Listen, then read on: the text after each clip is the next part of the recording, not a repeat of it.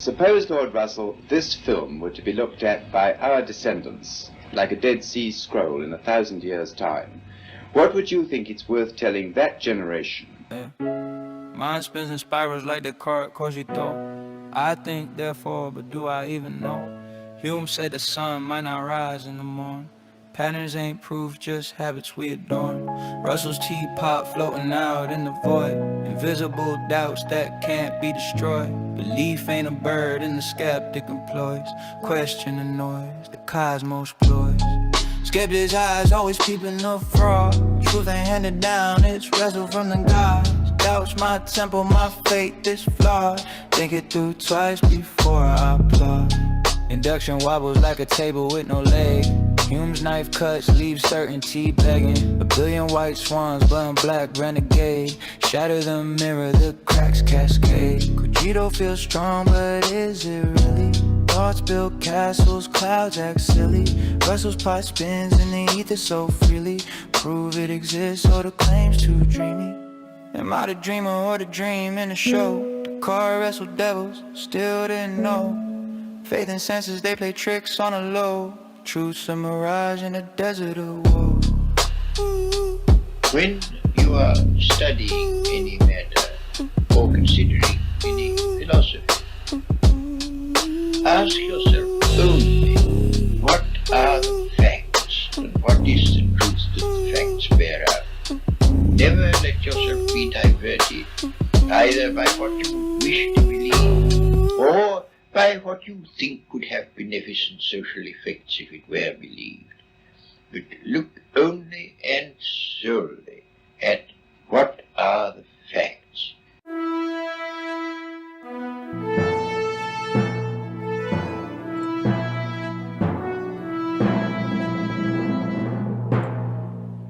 Hello, everyone, and welcome once again to another Sunday show. Today, we are talking about an interesting subject, and we have none other than Miss Ember from Better Than Ember. I'll let us bring her on the stage. Ember, how's it going? Sorry, I just turned the camera on sometimes, and people aren't quite ready. It's all good. We're all doing our best. Fantastic. Well, I'm glad to finally talk to you. I know this is literally the first time we're talking right here. We didn't have any really conversation before the show. I kind of come into the stage a little late, and as did yourself. So we're just now having the conversation a little bit right now. But the subject that you picked was reincarnation. And I thought that was a very interesting subject. And I have to tell you, I'm somewhat at your mercy on this subject. While I generally think I know a lot about a bunch of different subjects, I am not very knowledgeable on the subject of reincarnation, and I didn't know what angle you want to approach.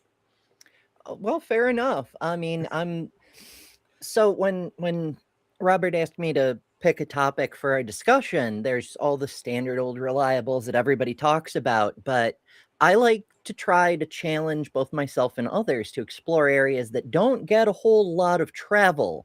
And on that note, as I was browsing the channel to look for the general vibe of things, I came across a discussion a little while back about the transporter problem or the transporter paradox, however you want to phrase it. And I have an idea about that. It's probably only half baked, but it should be fun to discuss. And that's reincarnation as it pertains to the transporter problem. So talking about the transporter paradox, to refresh everybody, since that was a couple of months ago, in Star Trek, the transporter is this techno-magical device that poofs your atoms to a different location. What makes it different from a magical portal that you can just step through from one location to another is the mechanism. It disassembles you and then reassembles you at the destination. So does it kill you when it does that? Is the new you still you, or just a new collection of atoms that thinks it's you? The typical variation of the paradox goes on to ask, what if the disassembler is broken and you end up with an original as well as a copy? Which one is you? We see exactly that happen in Star Trek. It makes one wonder why the Federation bothers to disassemble the originals and not just make copies to do the away missions. The answer to that, of course, is continuity of consciousness. And that's what the question is really about, is if you disappear here and reappear over there, what does the consciousness in current you experience, do you stop existing, or do you make the jump into the new body? What is that's the thing we actually worry about. It's not, is me and the duplicate both me? Which one's the real me? That crisis of identity.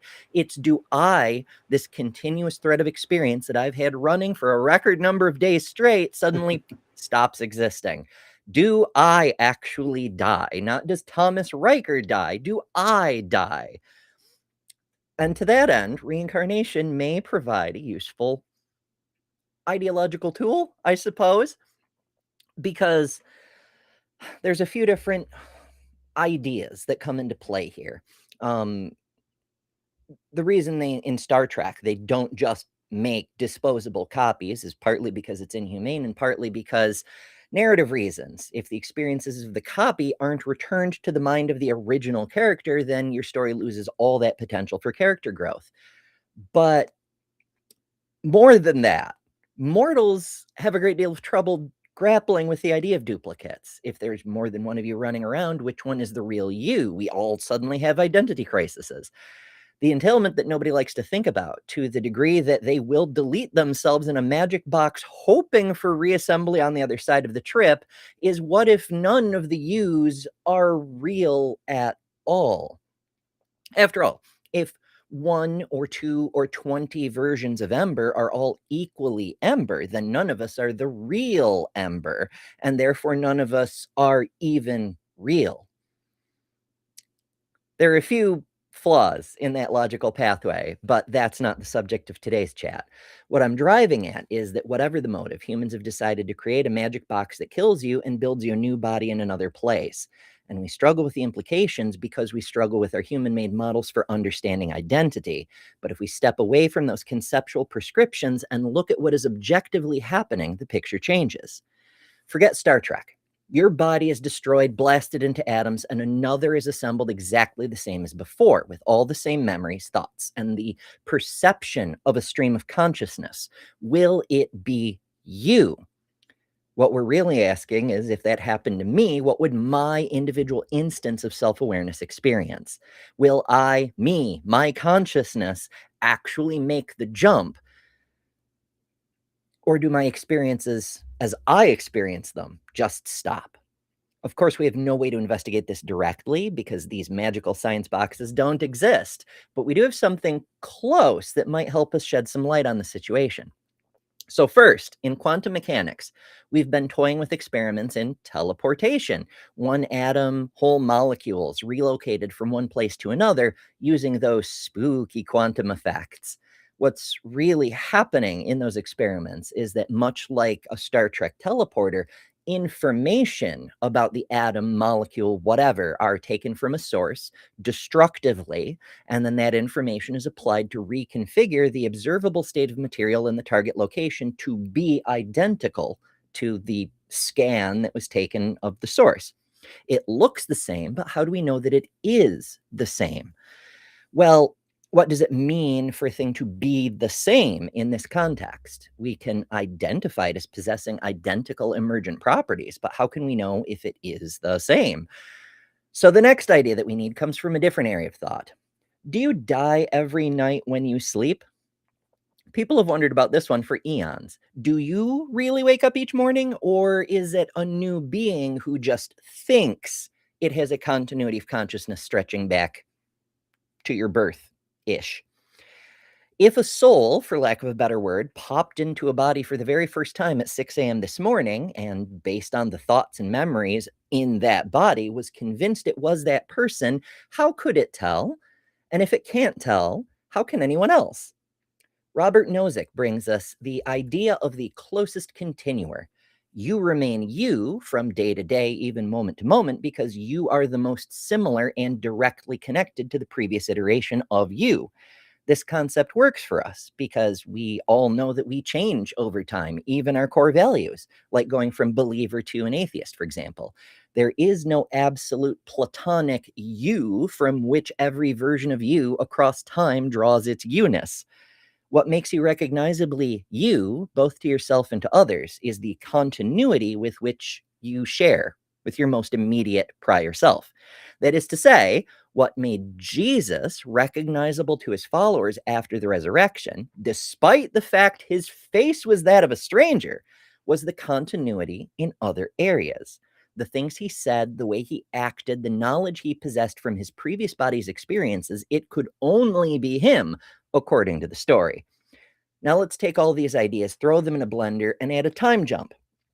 What if the magic box didn't just transport you across space in the same moment, but across time? What if you wake up one day in a totally different body, not even an exact duplicate, but you retain your memories and experiences from your previous body? This is not just resurrection or teleportation, but reincarnation. And the defining characteristic is your continuity of experience. From the perspective of your internal awareness, you didn't stop existing, you just moved location in space and time. And what's more is that continuity is observable by others. The ideas of reincarnation existed long before modern myths about past life hypnosis and pre-birth memory regression. It keeps popping up in culture after culture after culture all across time because real people keep observing similarities between a very for sure dead person and a different, much younger person that exceed the limits of coincidence. Not just idiosyncrasies in behavior or a general sense of presence, but specific knowledge and memories the new person simply could not have any other way. Now, my point isn't to suggest that reincarnation is demonstrably real. If that were the case, somebody would have demonstrated it by now. Rather, the point is that we already have a concept for continuity of consciousness jumping from body to body, even very different bodies across vast spans of time. So there absolutely is no reason to preclude the same continuity just can't happen in a less severe case like teleportation. So now to go back to the quantum thing for a moment, because there's another relevant hypothesis also called closest continuer. And this is where it gets really weird. What happens when we make a duplicate without destroying the original versus the same scenario where we do destroy the original? It turns out we've tried this one too, and the quantum stuff continues to be spooky as hell. When we do a transporter and effectively move molecules from one place to another, it keeps on doing whatever it was doing in the new location. When we use exactly the same process at the destination to create a copy, but use a different process to collect the information that doesn't destroy the original, then the original keeps doing what it was doing and the copy acts differently.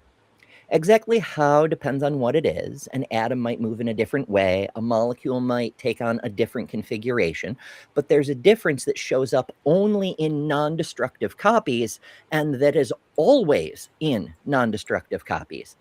To explain this, physicists have borrowed from Nozick's closest continuer hypothesis, since when you're dealing with information, identity is identity regardless of the scale. The idea here is that the original continues to exist. If it continues to exist, it remains itself, and the copy is a distinct object that only shares significant commonalities. But it is a different thing. But when the original doesn't exist, the copy becomes the original, apparently even down to its own internal perspective, if it could be said to have one. And we've tested that part too. Experiments with up to 100 atoms of organic molecules have emergent properties like temperature-dependent selection.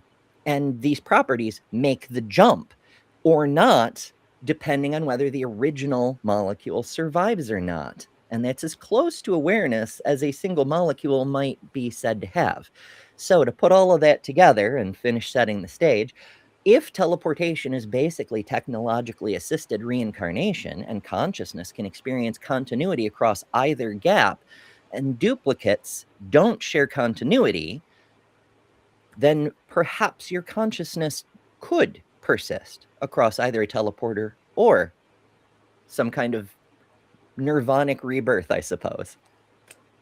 That is an interesting opening, to say the least. I think it's very interesting. I wish James Apperson was here. He's been so interested in this subject particularly. I think he started writing a book on it, in the self and how these ideas relate to this ideal of self. Other people have written on this notion. In fact, Kierkegaard gave kickback to the cogito arguing about the self being a relationship to itself, like that the identity of self is only in relation to itself, and that there's a problem with kind of the definition of self, right? That we might not have anything to identify it with externally. It's self-referential. Right? It's so weird to say self-referential, but its identity is self-referential. A bit of yes, bit of no, I suppose, because like weirdly enough, if one is exclusively confined to the self-referential, then of course it would seem that way. But the reason that we can identify a sense of self is because we recognize other people doing the same thing with their own self, and we go, aha, that person is experiencing a sense of self. Now I understand what the hell I'm doing when I do that. So the awareness of the awareness of self only makes sense in the context of other people. Of understanding other people. Yeah. That's Kierkegaard's pushback was probably I guess Hume gave a little bit of pushback on the cogito, but it was the ideal that like there might be a foundational ideal problem with the cogito.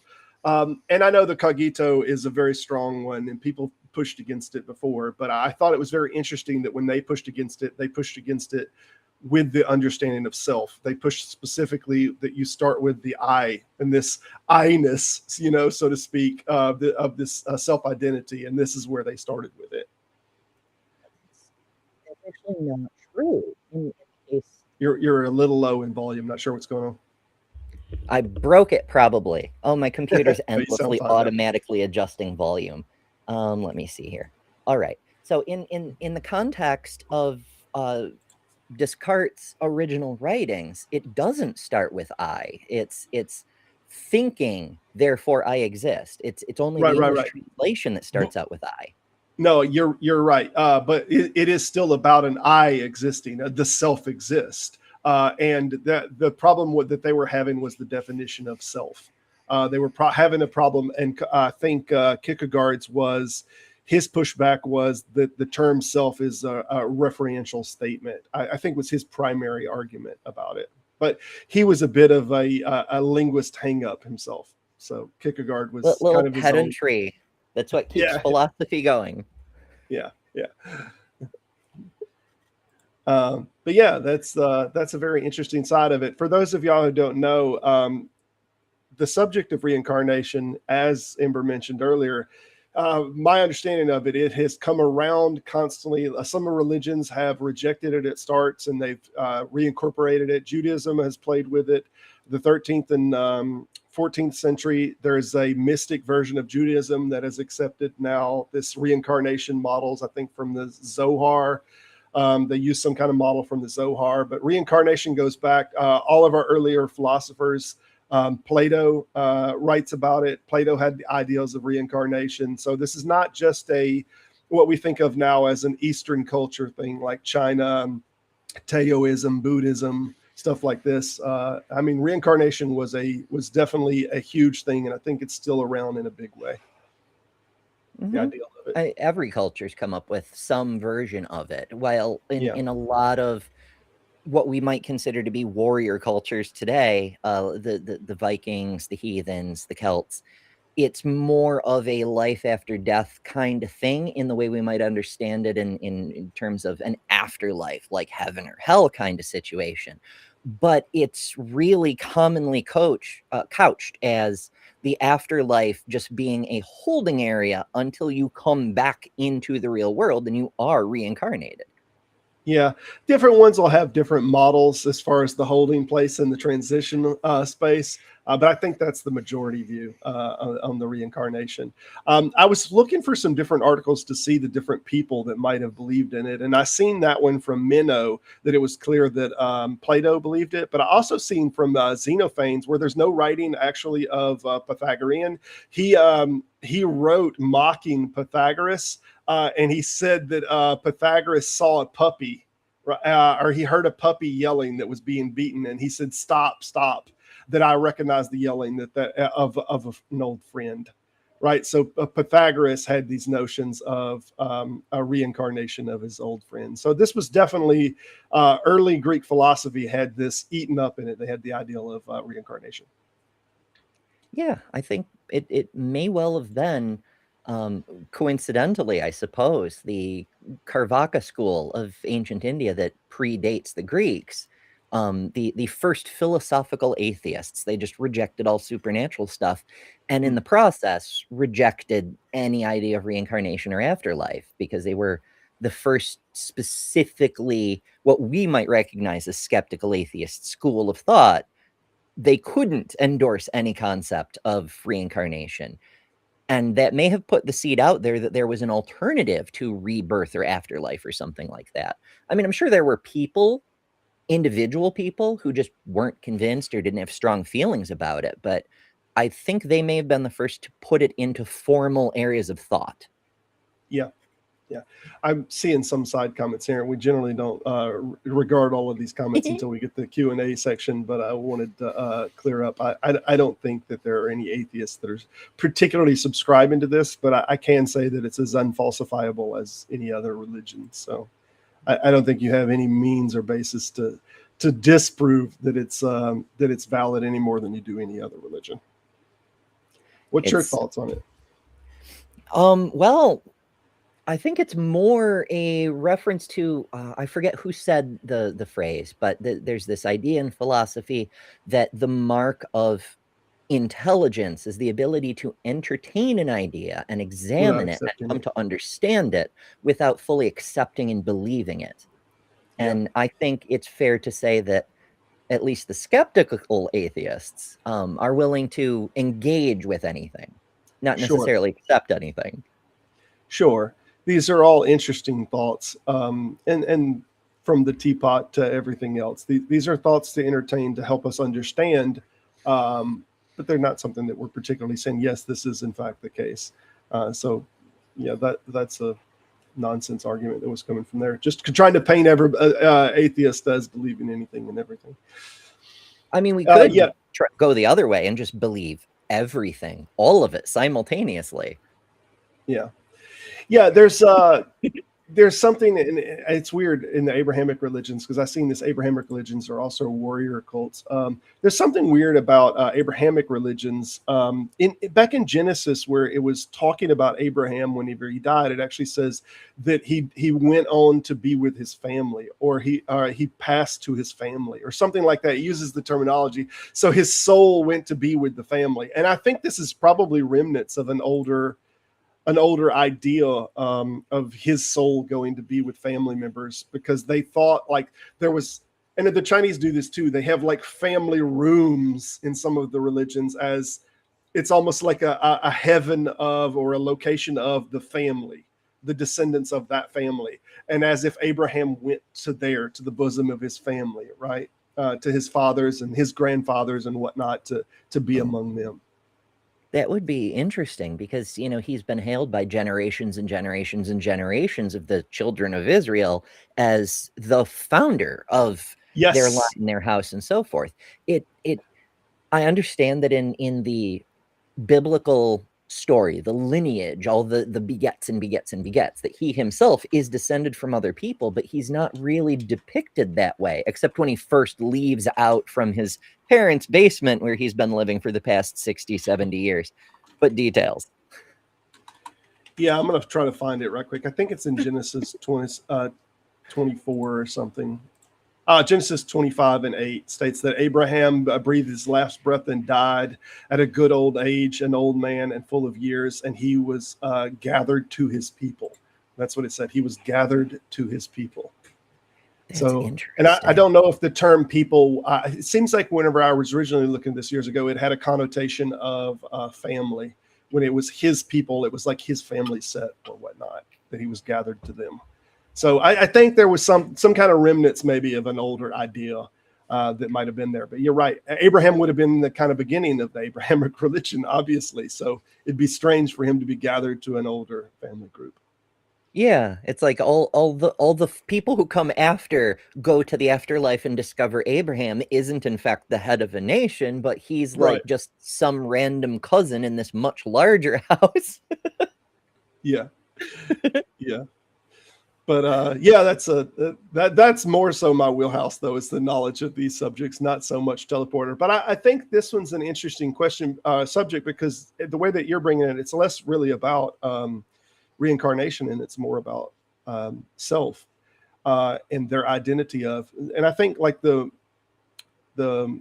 Buddhists have this ideal of refining, that you're constantly refining yourself. So every iteration is you're trying to get rid of, I guess, the wicked side of your flesh. I don't know how they cash it out. I don't know how what it is that they're using as a terminology. Are you familiar with it? What it is they're trying to correct?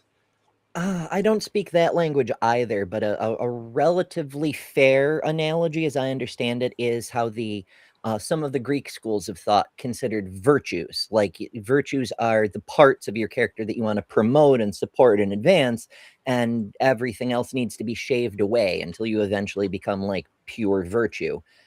Ideally, not that any human has ever achieved such a thing, but that's for some reason the goal that you should attempt to pursue. It's just in Buddhist and broadly Hindu ideas, it's you have multiple lives to do it. In fact, you won't ever stop living lives until you manage to go all the way. Yeah, and it's called moksha. They're trying to obtain moksha, is what I'm seeing here, but I'm not getting it. I'm sure there's more to read and understanding on what it is that is moksha, but it seems like some state of perfection that they're trying to perfect their soul and their desires and whatnot, and that's the idea that they're trying to perfect this. There's an interesting verse, actually. I think me and Kurt talked about it in the New Testament in Corinthians, where Paul says something like giving him over to Satan so that he can chastise his soul, or something like that. The idea that that he's given over to evil spirits so that they can refine his soul, or prune away some evil part of him. Kurt, if you're in the side chat and you know the verse that I'm talking about, I'm pretty sure it's in 1 Corinthians. But it's why many people in the scholarship think that Paul was 1 Corinthians 5. There you go. He just put it on the side chat there. He mentions something like this, and I can't remember exactly what the wording is, but it seems that he's subscribing to some kind of apokatastasis or universal reconciliation, that people are being refined in some way, and that even after they die, that their soul goes to evil spirits or to the devil, and they refine it. They kind of what they're doing as far as punishment is making them a better person, right? For the life to come. That kind of tracks. I mean, obviously it only makes sense in the context of some idea of reincarnation, but of course that version of heretical Judaism, or early Christianity if you prefer, was of the opinion that everyone would be returned to life at some point. You would necessarily have a life again the way you did now. But if you spend some time in the crucible of the hot place, having the impurities burned away, then when the time of the kingdom arises, they can pour your now purified soul into a new vessel. It makes you wonder, though, why God didn't just make you the correct way in the first place. He doesn't seem to be very good at this. Yeah, what's interesting about all of these is when in the context of the conversation of self and identity, it's like everything is trying to shape your identity to a specific formless shape, right? That everybody's supposed to be the same in some sense. So it's like, when everybody achieves this moksha or whatever, depending on the religion, like does all of their personality, is it all supposed to be dissolved? Are they all trying to go towards one identity or one self, or how does this relate to identity? Yeah, it's a very weird thing when you take the broad picture of the broad pictures and you look at all these cultures that are basically positing that if we can understand good and evil as independent things, as distinct, and we understand what makes them different, whatever the values are that promote good or promote evil, depending on our culture, but fundamentally there is good, there is evil, and humans have a mix of both. And therefore, in order to be the ideal person, you must shave away all the evil and have only the good left, which is, it's weird that so many cultures look at it the same way, rather than, say, fostering the good so that there's no room for the evil. It's like all of these ideations are inherently destructive of self. It's an abnegation kind of thing. You have to cut off the bad parts, no attention paid to the good parts, you know? Yeah. Very odd. It's all a thought process. It seems to me that I am B or C or whatever number. I want to be Z. This is my target goal, and this is what I think perfection is, right? So people have this ideal of what it is they're aspiring to be, and many people say, well, I can't acquire it in my lifetime. Or they've seen many people that are aspiring to be something greater, and they realize maybe that they haven't been able to acquire what they think of as perfection. So even when we look at people that we might look up, and people have said, you never meet your heroes, right? Because there are these peoples that you really idolize, and you meet them and you realize they're also on this journey of perfection, so to speak. They've not obtained everything that they want to be either. So I think the ideal is when people engage with this, that they think everyone is journeying towards this self-perfection, this icon of what it is that they aspire to be. And maybe that's where all this ideal comes from. I mean, that sounds like is a different possible route for concepts of God. Like if there is a perfection to aspire towards, there must be something to embody that perfection that we reach towards. Yes. Or some universal power that declares what perfection is. And that's why all the mortals should obey what I, the prophet, am saying, because I'm not speaking just as some person who has opinions. I'm speaking on behalf of the great God who knows. Right. It's enforcing these toddlerish ideas with extra wrapping on everybody else. But it's also that idea of perfection being both desirable but also unattainable, at least in a single human lifetime. And these are all very strange to me, because it seems to just be begging the question that there is a perfection and that it's a desirable state. Yeah. I don't care for the idea of perfection. To me, it seems to be an inferior position, because perfection confers a number of disadvantages. For one thing, you can't grow. If you're perfect, you cannot change, or you would become imperfect. And that in and of itself is an imperfection. So the concept is incoherent to me. It's self-contradictory. Like, you can't adapt to new circumstances. You can't learn new things. To be perfect, you would have to somehow be all-knowing, I suppose. It doesn't make sense internally, you know? Yeah. It might be more about the concept of whether we feel purpose inside of a target that we're going for, or if we're more fulfilled with the journey of. So if we're of the mindset that it is the journey, not the destination, that it lends some compellment to us, then arriving at a state feels like, if we arrive at some kind of perfection, like what then? What is the meaning of anything, from that point forward? And maybe that's something that's we think of as intuitively. So maybe people are not thinking about it. I remember this Roadrunner skit where what's the name of it? Family Guy where he finally caught the Roadrunner. The coyote finally caught him, and he said, "Yes, I finally caught him." And then like his whole life fell apart, and he's like, "What's it all for anymore?" It was an absolutely hilarious skit, because what he had been trying to do for 40 or 50 years, he finally got it, and then he didn't know what his next purpose was, But it kind of reminds me of that. It's, yeah, a lot like that. The author John Scalzi writes in one of his series of books. He does a whole bunch of sci-fi books, but he writes some interesting stuff in between in there. There's this family that has taken over the imperial throne for the last 1,000 years or whatever, and the current emperor gets to meet the first emperor, because they have like this ancestor room, and it's technologically enhanced. It involves brain scans and so forth, but effectively it's a mystical space where the emperor can meet her ancestors. And so she meets the first ancestor, and her ancestor says, "Oh no, all of this was just marketing." And she's like, "What do you mean it's all marketing? The church is marketing, the culture is what do you mean it's marketing?" And she's like, "We wanted the throne, so we made some marketing." Like, do you think she talks about how she argued with her contemporaries at the time before she became the first emperor.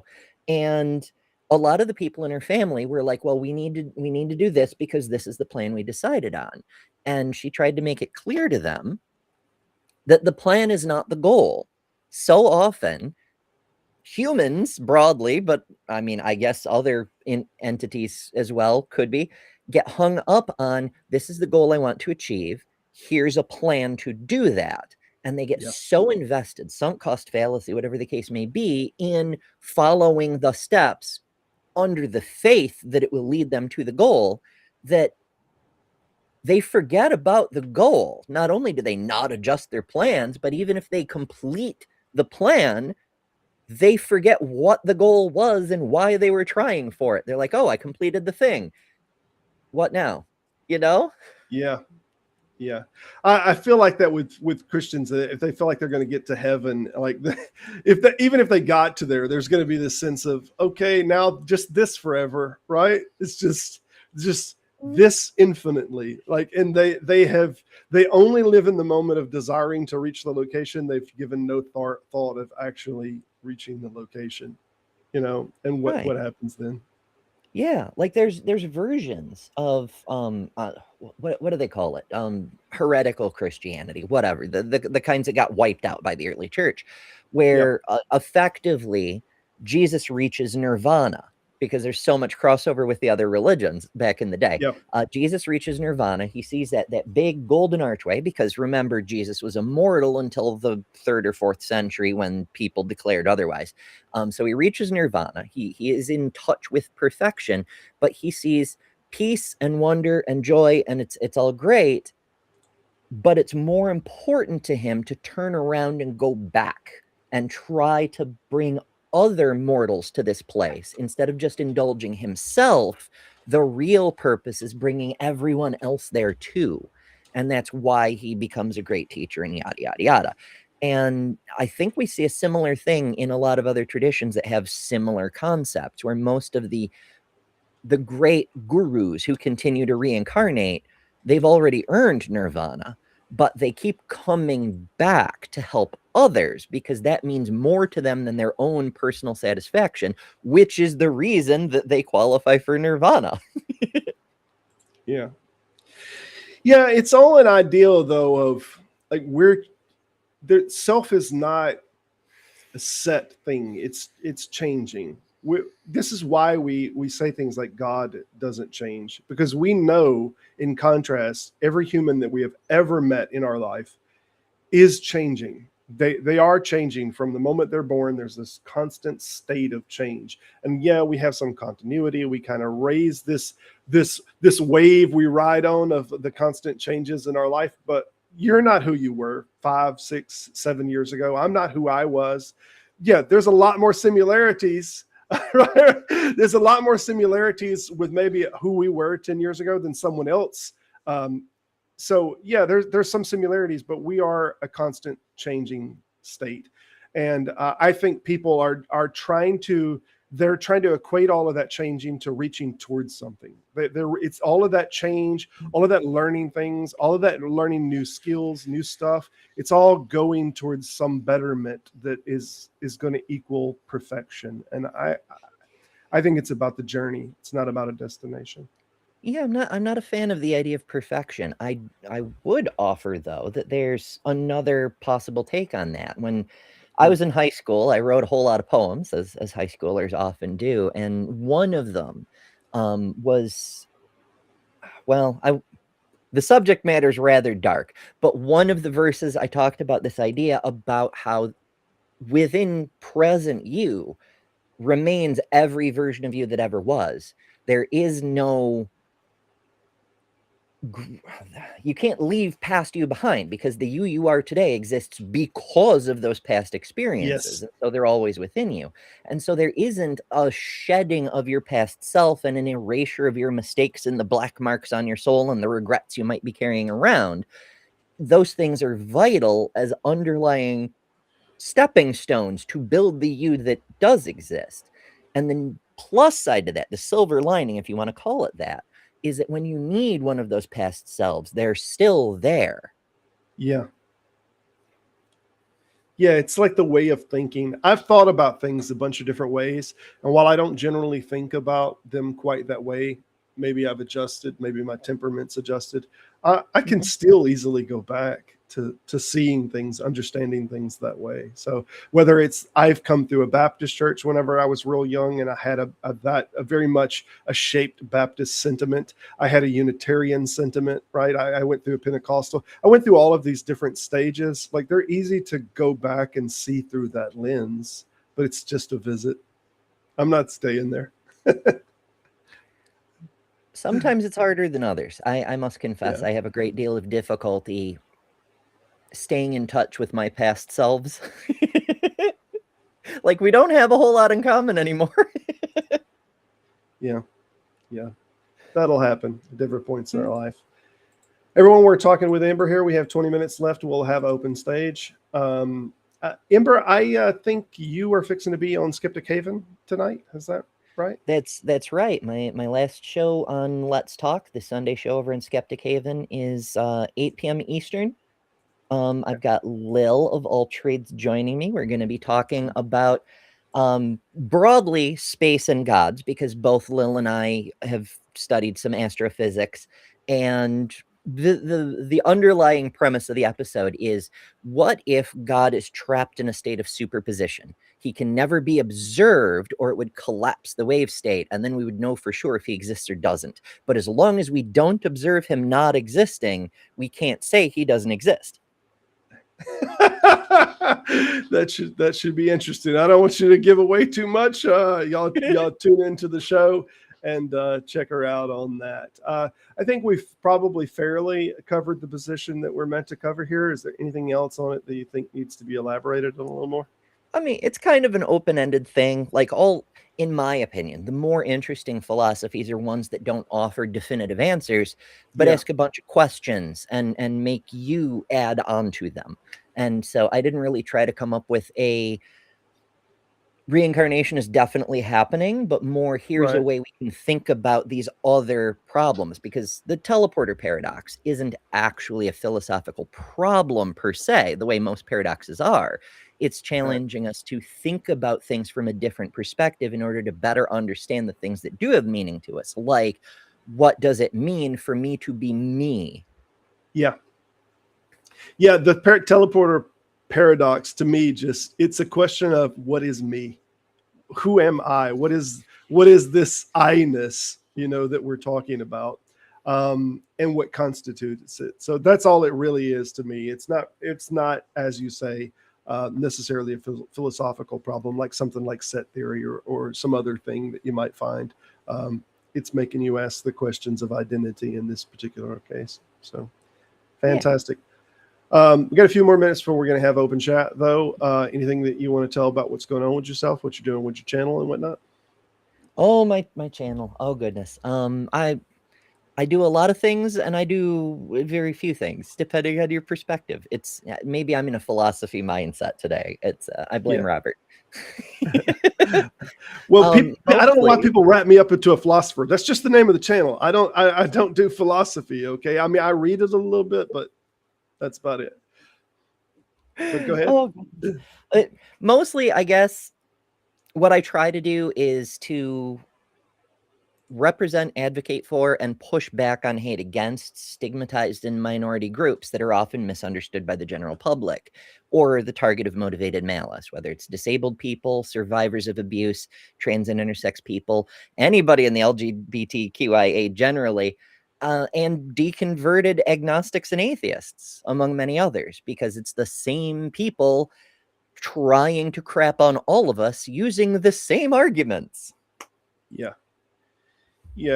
I've seen a fair amount of the work you've done. I know I was trying to find it's better than ember.com is where you do flag sales and other product sales, right? It connects to it, yeah. The merch stuff, it originally started as my merch store, but now it's sort of its own thing at astralpride.com. Okay. I was thinking about wearing one of those today, but I've had this thing lately where I try to match the thumbnail. So whatever picture version of me ends up on a thumbnail, I try to wear that. Just for fun. Yeah. Well, I picked that one from your main page. So I grabbed the thumbnail. I was like, of all of the different pictures that you had there, I figured your main page thumbnail would be the one to go with. But y'all can check out her from her website, and her flag set and other items from Better Than Ember. And I think there's a link in there that'll redirect you to the merch store that's in there. Is that not correct, from that website? Yep, it's in there in a couple of places. Up at the very top, there's navigation with science references and different other useful things. And at the very end, it's the store. And my YouTube is on the homepage with all my other links. How long have you been in this circle, Ember, having these conversations with atheists, skeptics, or did you kind of just tangentially drift into this from another topic, or what? It's hard to say exactly, because I come at it from a couple of different directions. I'd been involved with debate all the way back into high school, and philosophy comes up a lot. I've never been like a philosopher exactly. I'm interested in the ideas, but I haven't studied them nearly as much as many people. Like, you know, I might be able to come up with a couple lines from Nietzsche off the top of my head, but I can't tell you what's in the context of a certain book or whatever. You know, it's more of a passing familiarity, because I love the ideas, but I don't care to memorize the specific theses of particular thinkers and so forth. As far as the atheism side of things, I got involved about 3 years ago, and you can't be an atheist online, a little over 3 years actually, but not important, without running into philosophical arguments. Like Sure. Within your first 15 minutes, someone tries to William Lane Craig you know? Yeah, it's so weird. Like when we're talking about evidence, and I loved Kurt's here, that every morning after I brush my teeth, I philosophize, FLOS. I love it. Yeah, me too. I try to make sure that at least once a week I philosophize. But yeah, the subject, I didn't know whenever I came into these spaces that there was going to be, when you ask for proof, people are going to do these arguments of like from first cause. When I first come into it, I had no idea that like, but there are things here, and how can things be here if there's not a causer? And then they're going to get into all of these like propositions that they don't know. So I had to become more educated on the subjects. It's all a tangled web of nonsense. It's all just it's an argument from ignorance. All of it is all it is. You don't know, therefore. Word games. I mean, word games can be fun, but when people keep insisting on very silly things based on their inability to understand their own arguments, it's frustrating, especially when they keep bringing up the same ones that have been debunked over and over and over, which tells you that they're not actually interested in engaging with the topic. To them, they think it's a gotcha. They want to just drop this thing as if it were a mic drop and walk away. They don't want to actually learn or grow their understanding. Yeah. It's the top down versus the bottom up approach. They're starting with the conclusion, and they just have to build the ladder back to the particular conclusion, which is, it's always been funny to me because when they build it back to one God, we're like, but why does it have to be one God? And then they're like, well, what do you mean? I'm like, but couldn't there be multiple causes at one time? Like, couldn't there be and then they have to create all these other arguments to make sure that it lands necessarily back at their singular, you know? So these are funny things to learn about in the philosophical kind of conversations, but overall it's all just it's all arguments from ignorance, and you're trying to find problems and why they can't get to their conclusion necessarily, that has to be the only conclusion. Yeah, it's very often, not always, but very often, it's toddler logic. And it's got more words with a lot more syllables, but ultimately it boils down to because I said so, or trust me, bro. And you can defeat it by just doing what toddlers do and saying, but why? But why? Right. That's exactly what it ultimately boils down to. And all you're having to do is your insert, but why couldn't it be this way? Right. But why couldn't it be that way? And I'm on Philosopher's channel a lot, and he has a lot of these people. Philosopher has a different approach. I do. Why couldn't there be a chain or a succession of gods? Like if there is the God that made the universe, let's assume there even is just one God that done the universe. Why couldn't that God be created by a different God that no longer is? right? And that one stumps people a lot. Like there has to be a necessary, but the one that made the universe doesn't have to be the necessary one that was at the beginning of the chain, right?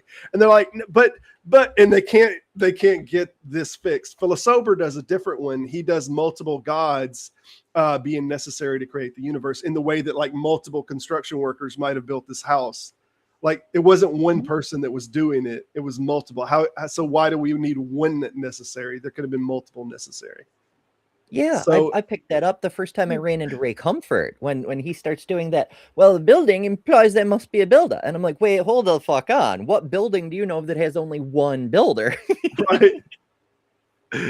Yeah, it's so weird. I was on Philosopher's channel, and huge shout out to Philosopher because he gives me shout outs constantly. But he said the guy that was arguing with him said, well, there's only one foreman that it comes down to. There's only one person in charge. And I'm like, hold on, dude. I've been in construction for years. I've been back and forth on construction. And not only is there many times more than one foreman on constructions, I've seen more than one engineer on the construction site. That there was more than one engineer that is involved in the design of the place. So we have multiple engineers on large buildings. So this idea that it all has to come down to one person, that's just not true. Yeah, even if you have a chief architect, that's still more of guidelines, really, because like the electrician's going to do things slightly differently than the ideal on the blueprints in order to make it actually work, and the plumbing is going to be slightly different, and like all these people are making their own choices to make the thing actually function rather than match what's on the paper. Yeah. But it's weird. It's like we really are. All we're doing is we're doing the but why questions, because all we're doing is why do you get to this necessarily, and why can't it be this or that or that? It's even playing inside of their framework. There's a problem with it. You can't get necessarily to this conclusion, but it's all an argument from ignorance is all it really is. Yeah, I mean, well, it's an argument from arrogance if you want to get right down to it, because fundamentally they're asserting, I know the secret truth of the universe, you know? Fair enough. Anytime I've ever heard theists say that atheists are arrogant, I'm like, wait a minute. I can't get a hold of my local mayor. You can get a hold of the creator of the universe just by closing your eyes, right? You can talk to the big man himself, and you're calling us arrogant. That's always struck me. That they're the center of the universe in these stories. Yeah, and yet they have to play these elaborate word games instead of, you know, like I can claim something. I can say I have a blue-footed booby, and I can just show you the damn thing. I don't have to play word games to justify its necessary existence. And so if they do have a direct line to the creator of the fucking universe, who is ostensibly omnipresent, why can't they just pull back the curtain and show us? Right. Well, he doesn't want us to know we're here. He doesn't want us to know that he's here. With that, we're getting close to the top of the hour. We're fixing to run a break. I'm going to put a link in the description in the chat to anybody that can come in, but we'll run a break advertisement, our little P-break one that I have inserted in there, but this is the link for joining. It is going to be in the side chat, and I'm going to go ahead and pin that one instead. Okay, that said, if I can figure out how to get our commercial up here, we'll do a quick break. So many buttons. Yes, too many buttons. All right. Hold on. We're going to be right back. You can actually stay on the stage or not. It doesn't matter, but you might want to mute your mic. But we'll be back in just a few minutes. Everybody take a pre-break or whatnot, and we'll see you shortly. Thank you.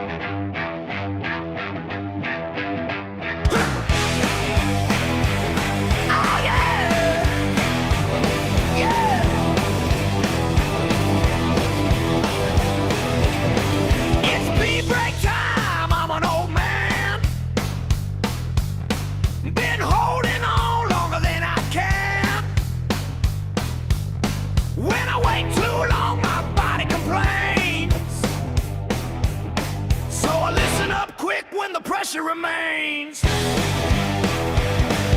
the break. Don't wait too long. Little things get heavy when you try to be strong. Stand up, breathe out, let it all unwind. Big break time is a friend of mine.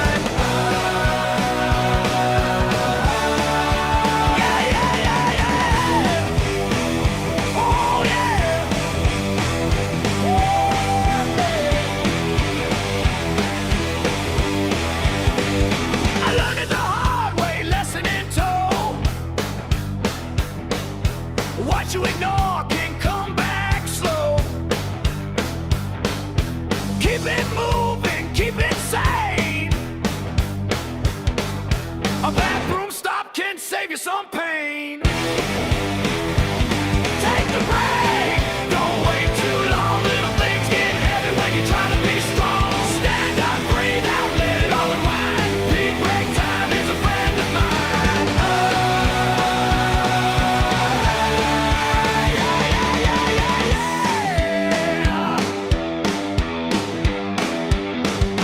Aging comes with its own small test. You do your best and leave the rest. We return shortly to this show. The panel is open, but I have to go. This break won't really take too long. Little things get heavy when you try to be strong. Now the panel's open, answers on the line. Q&A will start in just a little time. Oh,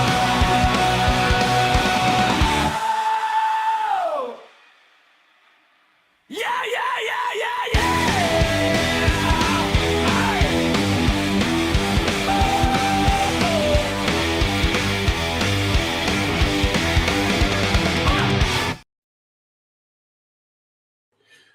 All right, and we're back. Q&A is open. Any questions or anything in the side chat, you are welcome to ask any questions. We also should have pinned in the side a link if anyone wants to join. It is Studio Restream. If there's any problems with the link or anyone has a problem joining, please let us know. We got somebody. I heard a little tap there. Oh, all right, Kurt. Kurt, how goes it, man? Going well, thanks. Great presentation. Really enjoyed it.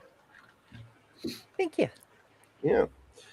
You were involved in the original conversation with the self, and I think you were of the conclusion that there is no real self in some sense. There's no Is that self right? that you can. I think it's like it's a concept that good enough is good enough, right? You have enough Yeah. of a self that you can do what you need to do with it, but when you really interrogate it, I don't think it really exists in that way, right?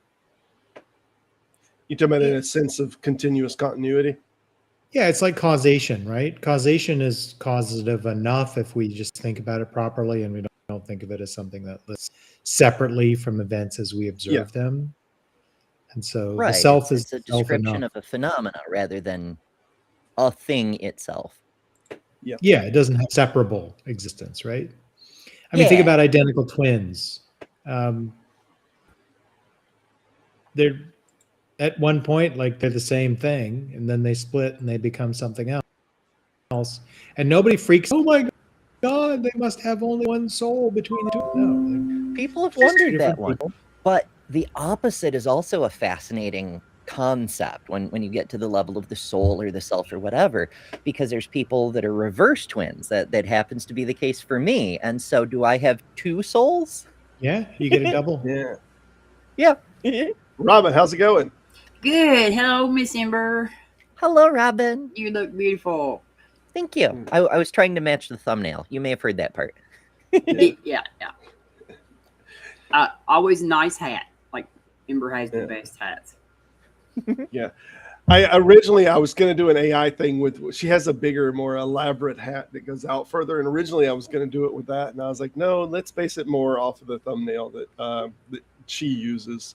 So I was going to say, like the way y'all's setups are, you look very tiny today, Robert. You look like. Oh, I'm wind up moving up because I started to adjust my camera at the beginning of the show and I didn't get it fully adjusted. I was like, we got to go. I was running behind. Normally I have guests that are running behind and I like to coming in at the buzzer. I was running behind today. So my apologies. And I didn't get my camera adjusted, but then I saw it in the middle of the show and I'm like, should I come up closer? What should I do? So a booster seat. That would help. Yeah. Booster seat. Yeah. But Robin, what's your thoughts on all of this and the self? As a person who left Christianity and became a pagan temporarily before becoming an atheist, there was a time when I was like into this reincarnation stuff. I will tell y'all some. I sometimes I tell some really stupid shit on myself, but I guess that doesn't matter. There was a time when I paid a person to tell me who I was in my past lives. Oh, Yes. I don't think that's stupid. I think even just for intellectual curiosity, it'd be fascinating to find out what a person said. I have had people try to do past life regression on me without my consent, and they tell me things like, oh, you were run over by an angry, out of control horses pulling a carriage in 17th century France. I'm like, that's fascinating. Why would you think so? Yeah. Well, like I could get my tarot cards out and probably go back and do the same thing for anybody if they wanted me to. It would probably be just as accurate as yeah. the person that I paid money to do it. That's the only thing that aggravates me. You know what I mean? Is like that. I will say that like people talk about the Christianity tithing and stuff, but that other that part of like people that there's a lot of grifting that goes on in that environment. Not Here's a good one. If you're going to do these reincarnation things and tell people about their reincarnation past, you have to hit them with, oh, you died of sepsis, right? You died of an infection. That one's almost like, if reincarnation is the case, that is almost definitely one of your past lives. Yeah, this is how you died. Everybody wants to have been a princess. Yeah.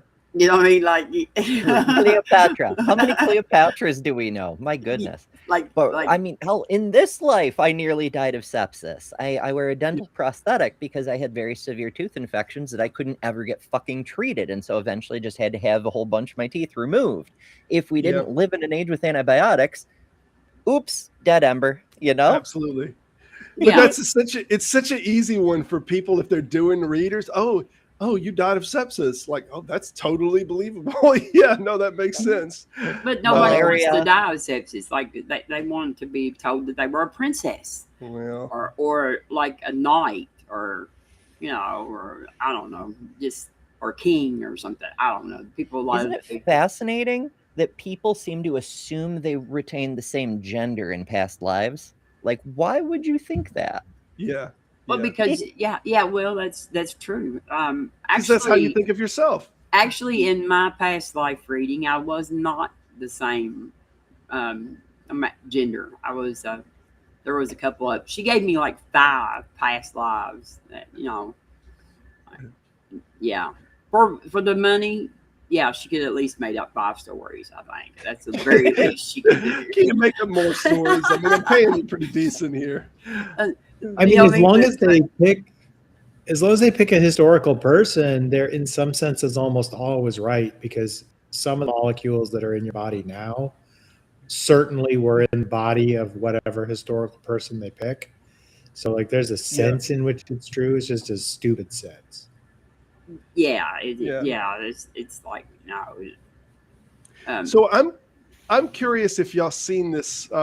There's this theme that goes on constantly in Star Trek, mentioning not about the teleporter, but it plays more so with Picard, where he's on this journey, and it's kind of, they explain this on the episode that they explain how they don't use that they don't use money anymore. It's all about self-correction and about their own journey, But Picard has this thing like he's learning how to paint, or he's learning a different discipline. He's constantly trying to, in some sense, explore some new avenue of himself by which he can know himself better, right? And I think this is kind of written into it a little bit, that everybody's kind of on a journey, and it's not so much about monetary money to get where people are going. Well, yeah, okay. I think Kurt, you have some familiarity with this? I think if we don't remember anything, like if I come to each new life without any memory of the other one, what is the purpose of the reincarnation? That's like, after I've thought about that, like if you come in here and you're starting over every time, how are you advancing anything about your soul?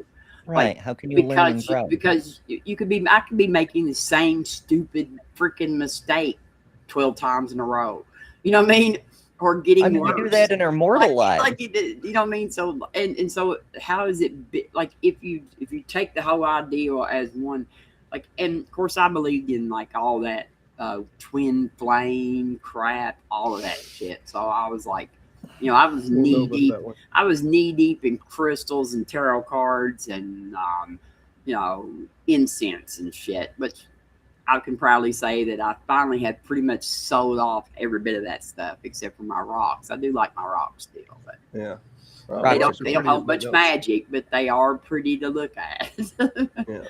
But yeah, to me, after I thought about it, I have some books still on reincarnation, but like it's a pretty cool ideal if we could actually retain the knowledge that we gained in the last life, you know, or have some sort of access to it. And of course, you know, they say, what is it called? The Akasha records or whatever. Is that what it is, Ember? Do you know? The Akashic records, the Akashic? Yeah. Yeah. Okay. So, you know, so they have that kind of ideal that somewhere there's this giant library of information that we can access through some meditation and, you know, yeah, out of body experience in the platonic plane, where chairs derive their chairness and trees derive their treeness. There's somewhere a universal repository of all knowledge, somehow in a written form, I guess. Yeah, well, like it tells all the story of my soul. You know what I mean? Like about how many lives I've lived and what lessons I've learned, and you know, and how much karma I've built up, and how much I've, you know. I mean, I feel like that I'm probably just making it worse. So I don't know how many times we have to do that before you're like, I think I'll just give up on this plan. I mean, quit while I seen Phantom ask this question. It is a bit in that episode, Phantom, but it's all over. There, Counselor Troy actually is talking to the gentleman from Texas, and they're asking, like, where's the money and all come from? It talked about it in that one, too, where Troy's like, well, that's not how our society works now. And she gives this explanation that it's all about self-betterment. And what they don't talk about it in a wooey way, that it's about like the journey of life. This is now what gives them more fulfillment. They're constantly working on their self, and their career is a big part of it, and what they achieve and who they can help. So there's not a monetary driver in this. It is a building up of self and identity and who you're recognized as, how prolific of an individual you become, like Picard. So it's more about that in their storyline than it is obviously any kind of monetary. I mean, I think that this is a better ideal than Christianity. Like, as far as believing dumb shit without evidence, like I think that like I'm, you know, there's like within this community, like that believe all this stuff. There's this better moral system, I think, than what the most of the religions offer, but it just no evidence. It's very interesting that in the Hermetic religious ideas in Egypt before the 1st and 2nd century, there was this idea of reincarnation, and you could be reincarnated if you did a bad job by being a bug. And if you were reincarnated after having fully gotten your intellect, you could become a daemon or a spirit. But they also had an idea that you could be born again while you were still alive. That you could. That's another fun idea. Have a new life while you were still, incarnated. You could be reincarnated while you were alive. They called it being born again, interestingly. Yeah. Why should you have to wait until after you're dead when the spirit doesn't do like if it can jump ahead 200 years, why can't it come back before you actually leave? Yeah, that way. That's when I always like to say. People ask me how I am, and I'm like, if I was any better, there'd be two of me. Yeah, there's how that works. Be bad if one of you killed the other one, or something. I don't know. Well, from a certain point of view, we can't help but avoid that because, I mean, depending on how you conceive of self, we're all descended from the same last universal common ancestor. We're all equally transporter duplicates, as it were, of whatever the hell that was, with different anomalies stacked up along the way. So Wait. every time we kill anything, we're kind of killing a copy of ourselves. That's I don't why know. people ask me when life begins. I say 3.7 billion years ago. Yeah. It's amazing how what the best thing about religion is you can just make up any shit you want and people will believe it. Like, and like that's like, I don't see any that. I believe, I mean, I think a lot of the stuff I believe when I was doing this pagan stuff is crazy, but like it's no different than the other stuff. You know what I mean? Like once I learned to question people things about evidence, it's like none of it holds up to any kind of scrutiny, I think. Are you suggesting that the clear and evidentially supported truth of Scientology is not solid and demonstrable? No, like there is. We should never have a religion based on a guy named Ron. Remember that there's a somewhere there's a joke somewhere like, hey, you know, like no, there can't be a religion based on a guy named Ron. Well, he should have gone with the full Lafayette name. That's a much better name anyway. The Americans would like it better, that's for sure. And it'd appeal to the Polish. Well, see, you have to be rich to be a Scientologist, pretty much. So I think like that's Well, you've got to be rich to anything, really. like yeah. So that's that. You know, that's wait. I'm not rich enough to be a Scientologist. No. I used to think that's who they would target specifically until my wife started getting letters from the Church of Scientology, right? And I was like, wait, we're not even wealthy enough. Do they know how much money we make? Why are they even sending letters to us? Well, most people have a kidney they can sell, you know. Yeah, I mean, if you own a home or something, you've got money. I mean, like anything you've got, you know, you've got something that they can take. Maybe they've got two different projects now. They've already gotten people that are working on reaching out to the wealthiest. Now they're reaching out to, you know, more average people. I have some slaves on these new planets that they're going to be inhabiting. They have to have some worker bees. For sure. Austin, oh goodness, you have to rewind. We proved solipsism. We're all actually the same person. We just don't realize it. In the vat. We're all in the same vat together, too. We are in the vat together. That's the thing about it is, unfortunately, some of us are in the vat with some people that we don't really want to be in the vat with. But yeah. I'm going to get down. I've got to go do some other duties, you know. All right, Robin. Thanks for stopping in. It was good seeing you, Amber. I love you. Love you too, Robin. Bye, Kurt. Bye. Bye, Robin. It's good to Take talk to you. We need to get you a date sorted out, Kurt, because Robin's now fixing to be on the show and we got competition for the date. I don't know if you're interested in the 9th, but get with me by email and let's try to show up. I already responded to your email from earlier. Fantastic. I'm just slow to check emails. But yeah, I think ultimately everything is a push. Like all of these religions have this refinement of self ideal, whether it's they're shooting towards a goal of perfection, that they're going to try to do it in this life or they're going to try to do it over a few different lives. It's all this ideal of, I don't like who I am and I want to be this better personification of self. And they're just always changing, always building something on themselves. And then what I was mentioning about with Star Trek is Picard in one of the episodes, he wanted to learn a new trade. He like whether it's learning the flute or he's learning certain things. Everybody is trying in every way to refine themselves in some way. And they're encouraged to, even by the Federation, particularly in areas of art. And this is why it wound up even leading to Data is doing art and he's trying to explore himself, you know, through the art. These are all notions of expanding one's self and what their identity is. Well, do you know why he was learning that flute?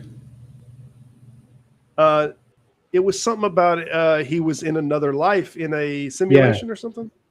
From the Inner Light it's episode the where he lived a best whole life episode. and had kids, and then Yeah. that flute was the thing that they left him in the little box that he got after he woke up. That's right. And I'm so mad at him because like the whole point of the probe was to give one person a full immersive experience of their culture and history. And he went through the whole thing. It did its job and then it burned out. And so he alone has a true memory of those people and their lives and everything they did and what they went through and so forth. And he's just like, okay, what's on next week? You know, like he never did anything. No, he with it. dictated a like 6-volume memoir that just was done in an episode that they never aired. Oh, I well, you know what else? So it's in the you don't know. Okay. He could have. He could have. Look, everything that's not written in there might have it for you. But no, one thing that I did notice that he did is he softened his relationship with children in the episodes. Correct. After that. So before that, he didn't have anything to do with kids. He very much tried to dodge kids. But after that episode, like he would take a knee to talk to kids. And so he softened his whole demeanor towards children after that episode. That's the only thing we really got out of it. So he had And another after life. he was Locutus of Borg, he softened his whole demeanor towards the Borg. Yeah. Kind of. That's what I was going to say. I don't know if y'all remember the episode where he was like, here and no further. I don't know if y'all know this whole conversation. Oh, no. I was kidding. Okay. Okay. But yeah, for sure he softened his demeanor towards kids after that episode. And that was always kind of a thing that what's the number one, what's his name? Riker always tried to like throw kids at him to try to get him to soften his demeanor to start with, and he was not having any of that. Riker. He's such a dick. But yeah, it was the theme of perfection, and I think this is a theme of, we see it in religion constantly, of perfection ourselves, whether it's towards a target that we imagine and we don't really define the parameters and how it looks and how it's shaped, or if we have a particular character and we wear our bracelets that say what would Jesus do. It's trying to shape ourselves in a way that we see as perfection, and we're trying to constantly move ourselves. So we're not happy with self. We're not happy with self. Notoriously. Well, I don't think it has to be that way. Like, you know, like I said earlier, I don't believe perfection is a coherent concept. I'm in favor of growth. The idea is to constantly grow and be better, not with the goal of attaining perfection, because that would make everything prior pointless. It's to keep growing. It's I once told a story. I have a few different stories about this, but the one that comes most readily to mind is the comparison of a tree and a flagpole, right? You build a flagpole, you create it perfect. It's everything it needs to be. It's tall and straight and will withstand the weather and all of this and that. And with a tree, you plant it. It's this tiny little vulnerable seedling that has to be taken care of and watched over, and it'll grow, and it can suffer the hazards of fires and droughts and so forth. It has many challenges that the flagpole never has to experience.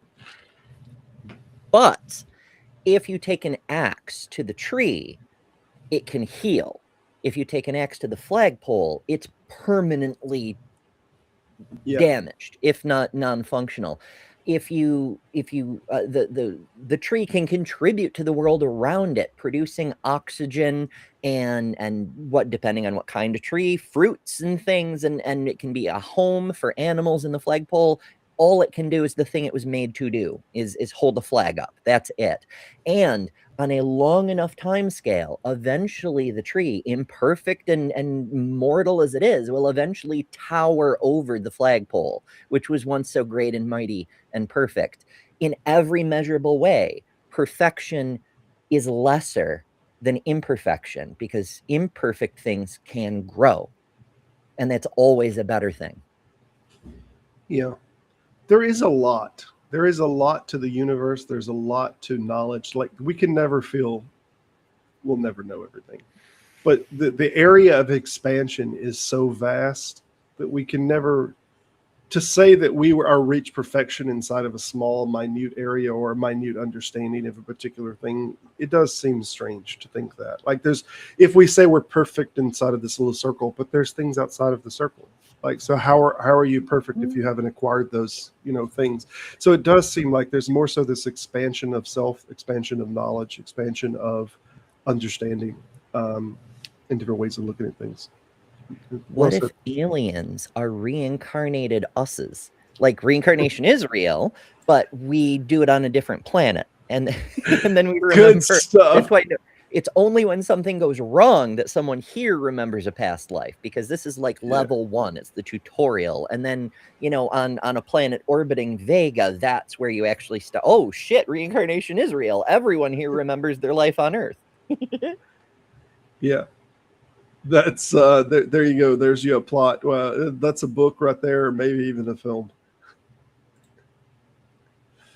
Scott, how's it going? I see some people in the side chat. Austin, thank you for stopping in. We had a lovely flyby atheist. Atheism is full of fools. I always enjoy those flyby stop-ins. They put a bigger smile on my face than most stuff, to be honest. Yeah, we should make ship. Yes, for sure. Ships are handy for exploration. And for filling with fools. Several of them, in fact. Owls are perfect. I think that might be a dig at you, Kurt.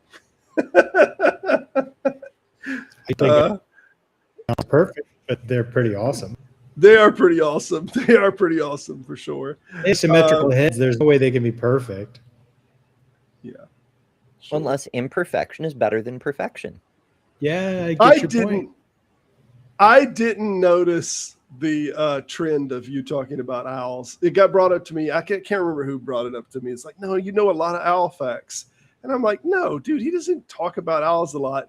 And then I started going back and thinking about the different things. And I'm like, no, actually, he does talk about owls a fair amount. Actually, he knows a bunch of owl facts. Decent amount. It's true. Sneaking him in. You want to hear an amazing non-owl bird fact that I found out this weekend? What's that? Falcons are actually most closely related to parrots. They are not even closely related to hawks or eagles. Really? Yeah. Yeah. I was not aware of that. I know that an eagle and I think maybe a falcon has the tongue hook. Do you know what I'm talking about? I know the eagle has it for sure. The tongue, where it comes out, it has these side barbs. Like tongue is pointed and it has these barbs. Right, so it can grab things and hold it with the tongue, with the barbs, while it's flying. It has a better grip on it with their mouth. Of course, most of the time they fly with stuff in their claws or talons, but it can grab with the tongue. That's awesome. Here's another fact. Mammals are not the only animals that make milk. They're the only animal that have mammary glands, but they are not the only animal that makes milk. Well, what else makes milk besides mammals? Pigeons and doves make a thing called crop milk that is literally like a secretion of milk that they actually feed their kids with. And it's not just the mama pigeon and doves that do that. It's the daddies too. See, Kurt's expanding his owl knowledge into new birds now.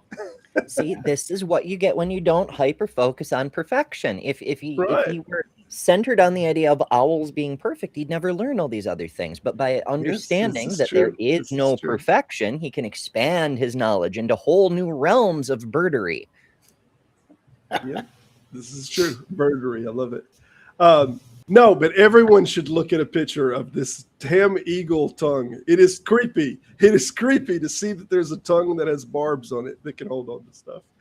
I mean, cat tongues kind of do. If you're a rat. Right? Yeah, for sure. Yeah. All right. Well, we might have lost a little bit of momentum on the conversation. If y'all have more to talk about on the subject, we will continue. Otherwise, we might wrap a little early on this one. Well, I do think we can talk about anything forever. Have you ever read Nietzsche's critique of Christianity and how he thinks it deflates the drive for excellence? I don't think so. No, I have not. What's his primary? So yeah, he called it slave morality, and that because you could get redemption simply by asking for it, and that you didn't have to accomplish anything particularly remarkable saved in Christianity.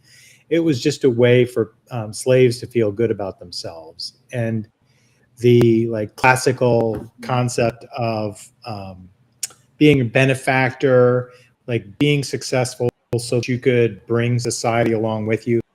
Like the idea in the ancient world that you would be rich and not be doing great public works for other people was like you would be like considered a very toxic individual. Even selfish bastards like Sulla would still do public works because they were rich. Yeah. Tommy, what's happening with you, man? Man, not much. How's it going? Thanks for popping in here. I Hello. appreciate it. Yeah, Tommy of course, also Ember. continues to survive despite God's Yes. best attempts. Mm-hmm. God's best attempts, the sun's best attempts, all kinds of things. And when I was apparently 3 years old, a gumball's best attempt. Yeah, Yeah. cough Well, that sucker back out. I But, almost talked died to from a guy choking on a just lightsaber, yesterday. I Ironically. talked to a guy just yesterday that died 7 times, and God brought him back every time. He finally confessed his last one was that he died on paper. He was marked as KIA when he was in the army, but he was actually off on a different mission. They just lost him on the paperwork. Interesting. Paperwork errors count. That's how we got Bible stories and stuff. I only have one confirmed death so far, but you know. Okay. It's all right, you know. So rookie numbers, gotta get those up. Got to get That's those right. numbers I up. gotta try harder. Yep. Well, I told him, I said, well, that's a death on paper. Now that we understand that counts as a death, maybe that tells us a lot more about Jesus's death. It's just a death on paper. Resurrection. We have documented evidence now. Look at that. Somebody start a religion for this guy. Robert, I gotta go. I gotta take a phone call. I'll talk to you guys all later. It was really fun. Yep, Kurt, have a good one, man. Good to Good briefly catch meet ya. you, Kurt. Yeah. Yep. Yeah, Kurt's cool. We're going to have him on the show again. I think he's been on twice. Very knowledgeable individual. He's a doctor, so he's quite knowledgeable on the biological sides. But Austin, we've had him on before too, and he's great on the subject of biology. But Cool. when am I going to have you on, Tommy? You can come on, man? Yes. Yeah. Sorry, I haven't gotten back to you. I mean, thinking back over the last 20 or so years, when is life not crazy? But yeah, just seems It just keeps getting more. So throw a dart at a calendar. Pick a spot. Yeah, I've had a might bit have of to at ripples this point. myself. Yeah, I've had a bit of ripples. Yeah, and I'll admit, part of the problem is me just trying to think of a topic because think I told you when we were chatting before, I'm not really an expert on pretty much anything relevant to what would be talked about here, but I'm interested in a lot of stuff. So Yeah, and it could be we could do field calls or something like that too. I guess, and I don't know why it's so slow today. The numbers are really low today. I don't know if there's another bigger show or something that's going on, but it is fairly slow today. What's Hizzle? Professor Hizzle is fixing to be on, which he's not got his own YouTube channel, but he's been around all of these different spaces, and he's helped a lot of people with software development and stuff. He's helped a lot of channels, but he's fixing to be on next Sunday. And Hizzle doesn't have a particular knowledge base or expertise on a particular category, so Hizzle has picked why we gather here. Why do atheists even kind of come together into these places and whatnot? Why do we form communities? Yeah. Why do these communities form? Yeah, it's very, very interesting subject to talk about. Yeah. So, I think when you think about it, it's easy enough to find a subject that you're interested in and it's tangential to these things. Yeah, because I did have a couple subjects that came to mind. One of them, just being an autistic person, probably ADHD as well, and then realizing how much that kind of, without me knowing it at the time, because I only found out I was autistic a year ago, maybe a year and a half, but deconverted almost 5 years ago, and just realizing how much that apparently played into why I eventually just ultimately had so many problems with Christianity, why some of it just wasn't making sense, at least not to my satisfaction. Just kind of, it's why are people believing this? It doesn't make sense. Why did I believe it for 35 years? Yeah. I Nah, mean, yeah, but well, yeah, there's a lot of factors, Mhm. but a big part of Right. it, we've seen so many people who've deconverted, deconstructed, and so forth, who end up getting shunned by their communities. That's Yeah. why, if you don't believe the group fairy tale, then you're out of the club. Right, Yeah. right, exactly. So yeah, so there's that. But I was thinking, because also, if people who know my show, I also have a co-host, Matt, who like is similarly neurodivergent. So I mean, I haven't really talked to him much about also possibly coming on sometime, but I know that might be something he might want to talk about as well. So I figured For sure. something like a little more personal for me, as Ember was like alluding to, the whole, I think, a topic about like divine healing and like miraculous healing, like is talked about in Christianity, because like a big part of my story, for people who don't know me, it's probably most people here, I think this is actually my first time like on or whatever. Yeah. But yeah, at this point, 5 years ago, I had stage 4 cancer, melanoma, Oh, and then and it was while I was still a Christian, and then immediately coming off of that, I went into like complete remission in that September, so almost 5 years ago now. Yeah, the whole trip from like being diagnosed in February to like complete remission in September of 21 was, yeah, it was a lot. So it caused me to just like rethink a lot of things. That's eventually what led to me just fully deconverting. But of course, still being in a lot of Christian communities here and like, oh, look what God did for you. He clearly loves you so much. And then with that, obviously, the thoughts like, well, why me? Why did so many other people die of like, I mean, not just the same cancer I had, but also like, why did my healing also just so happen to coincide with a lot of very recent, like huge developments in the treatments for my particular cancer? Like, it doesn't really seem so miraculous. It just seems like science. Yeah. But then, Although that is a good reason for hanging on, right? Because there's yeah, so many people who get in a terminal kind of situation. Sometimes you do get your hands on a brand new breakthrough and you make it. Like, there's never a guarantee, there's never a promise, but the longer you can hang on for, the greater the odds of that happening. exactly.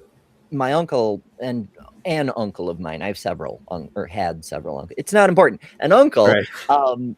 he ended up with I forget exactly which organ the cancer was in, but it reached terminal levels, and so they invited him to be on an experimental program where they took his DNA and synthesized it into a retrovirus that would basically going low. penetrate every cell Yeah. of the body.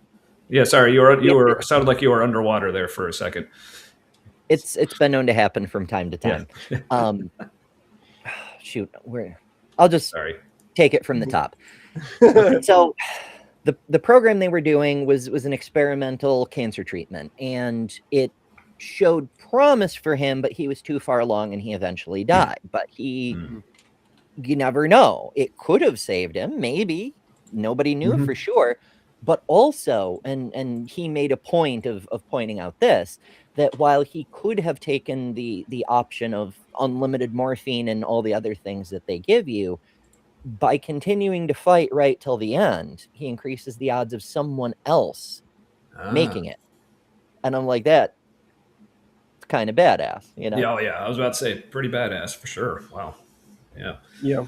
But yeah, so I had a similar story with a great uncle of mine who back in like 2015 or so like had like very advanced renal cancer, and he actually got to the point where the doctors told him, it's like, yeah, you got maybe a month, but then they're like, hey, but there's this brand new immunotherapy drug that like just got approved to like hit the market, like let's try it out. And then like within, I don't remember, like a few months, he was just like completely cancer free. And also fun enough, even though my cancer was very different from his, they actually ended up putting me on the same immunotherapy drug that he was on, which was cool. So it helped both of us. So yeah, fun cancer research, folks. That shit works. Not to break levity here, yeah. but we've been getting the story developing on the side here. Apparently, Kurt is officially the Owl Man, and he fights crime, and that's the call that he received. So he's off fighting crime as Owl Man. Important work. Because I've always thought the bat signal needed reworking, because bats famously not the best vision. So why are they using a fucking beam of light in the sky? Like, That is a good point. I never thought about that. Wow. Never going to be able to see that whole series the same way again, or hear it the same way. Whatever. See, the hearing, that would make sense if they just had like a special siren on the top of police headquarters that just went no no no no no no no no no no no no. That might work better. That would be might work perfect. better. Yeah. Yeah, but speaking of the conversation you were having, I think right before I hopped on, if you don't mind, like revisiting that for a sec, talk about perfection.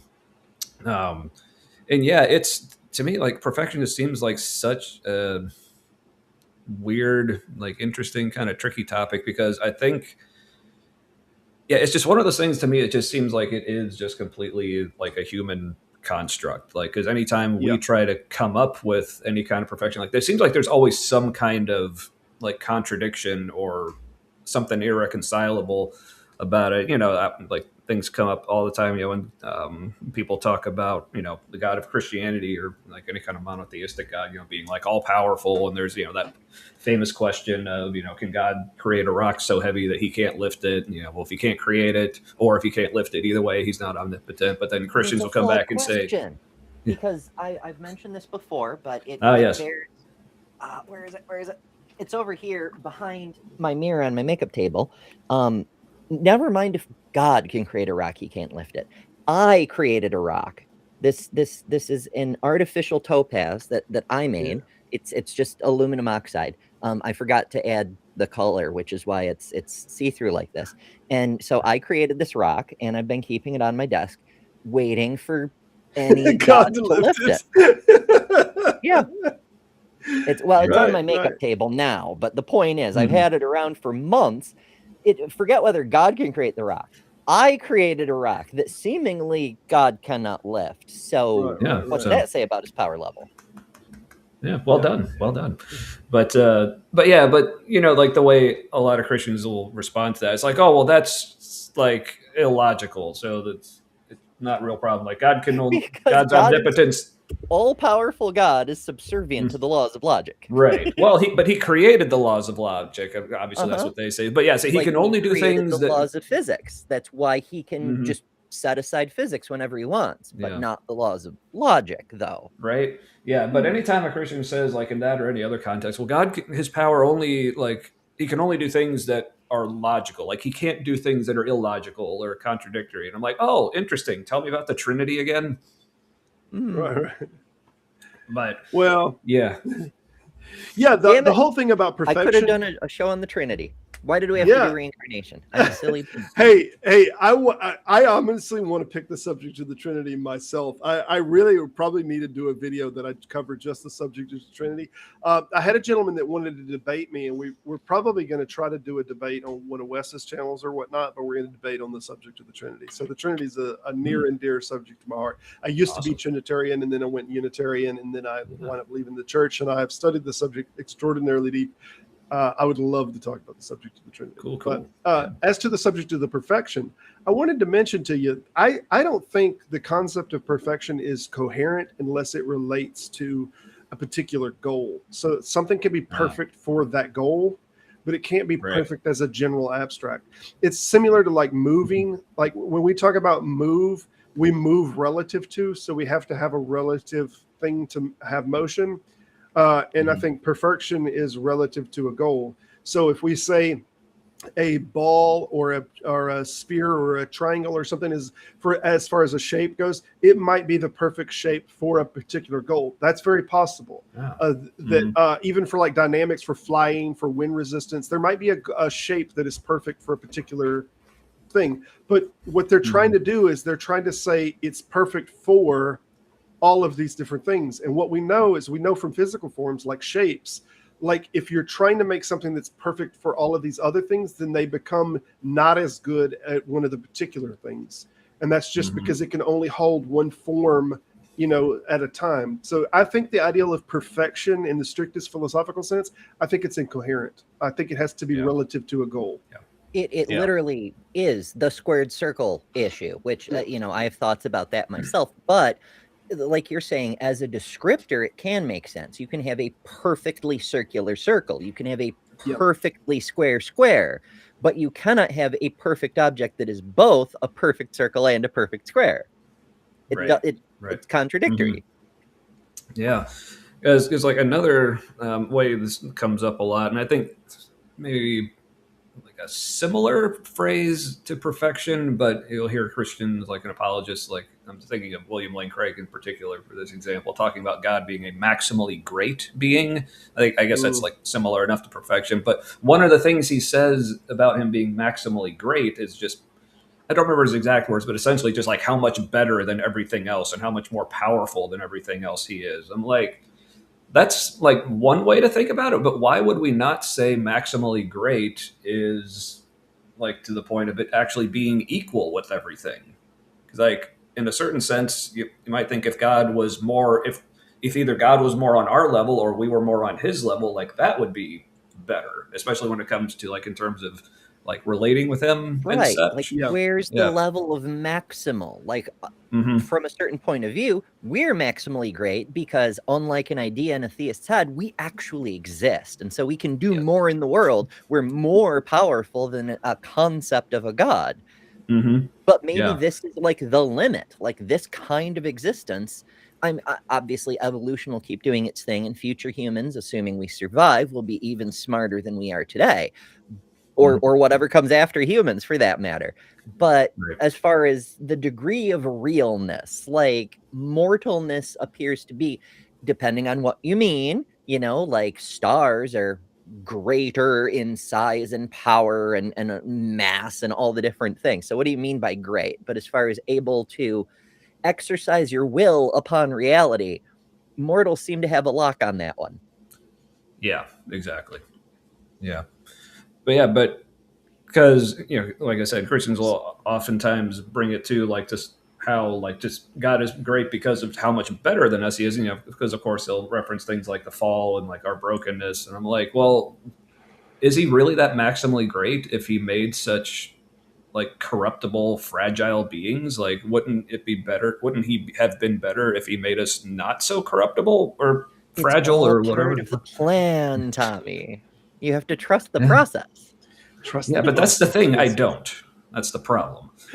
So two things to mention on that. There is a scripture, I want to say it's in Matthew, that is doing a contrast story. And I think he uses the term high priest. And it's like our high priest again versus other high priests. And it says, for we have a high priest that is made in all ways like a man, or something, that it can be touched by the feelings of our infirmities, right? That Jesus came in a fleshly form. The argument that's being kind of made here is acting as if we have a better way or method to God because it is human, specifically because it's human. So the ideal that Jesus was a better medium to God than any other type of medium because it is flesh and blood. It's such a weird thing. There's almost a recognition that making it human makes it better. If that makes sense. Yeah, that's interesting. The best God is the mortal God. Right. Apparently. So we should do like the Quakers suggest and worship the sacred within each other, and overthrow the. You know what? I can't say that on YouTube, but you know what comes after that.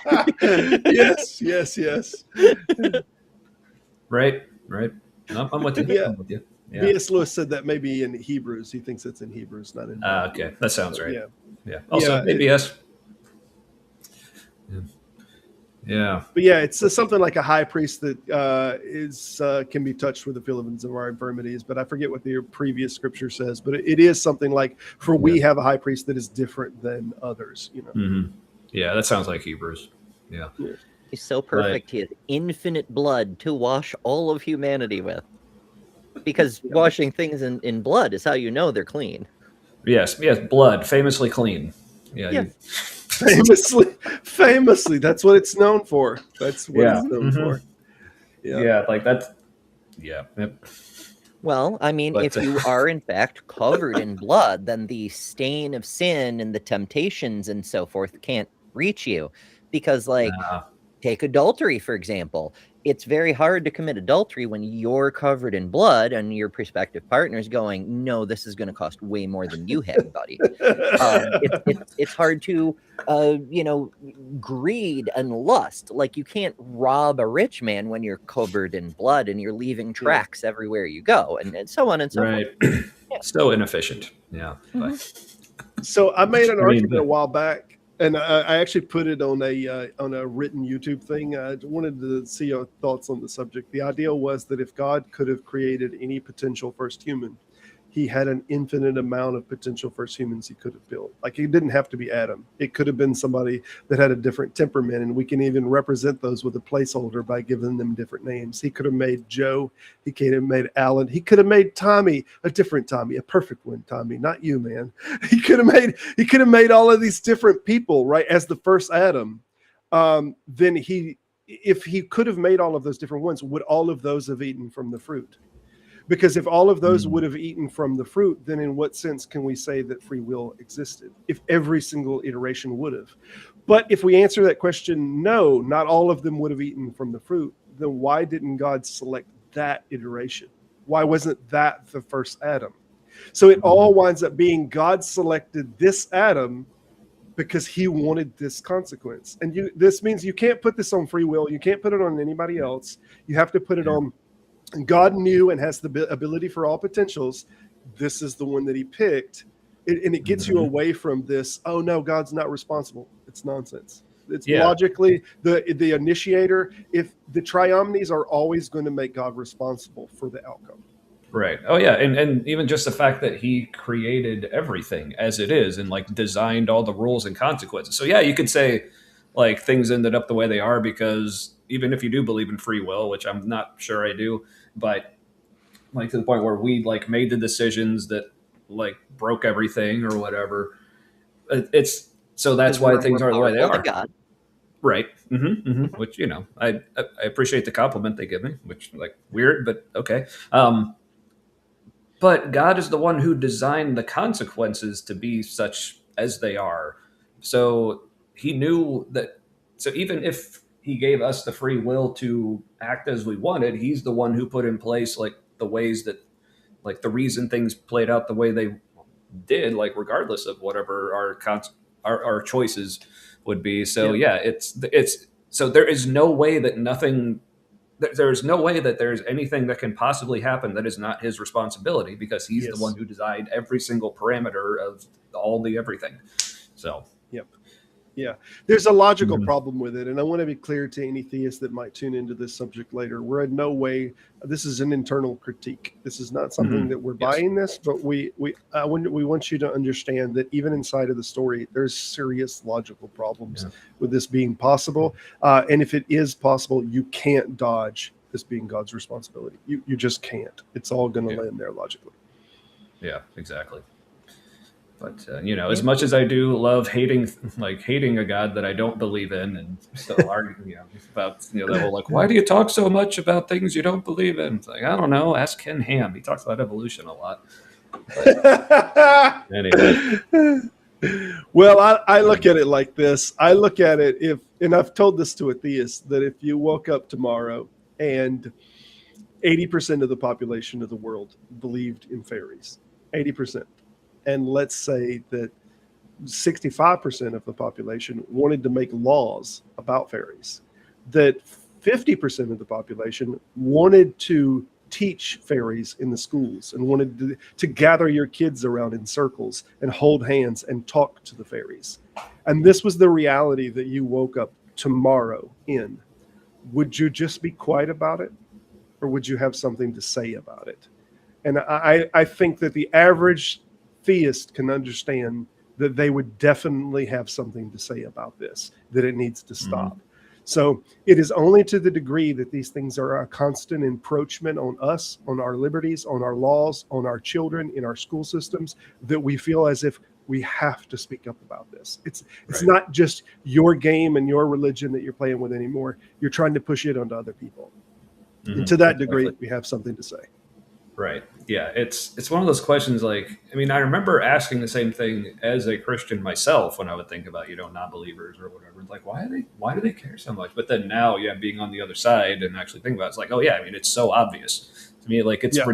the fact that Christians still ask that. I mean, not just because we have given this answer so many times that they should have heard it like a billion times by now, but yeah, it's like, you can tell they didn't actually think about the question, because if you just think about it for 5 freaking seconds, it's so obvious.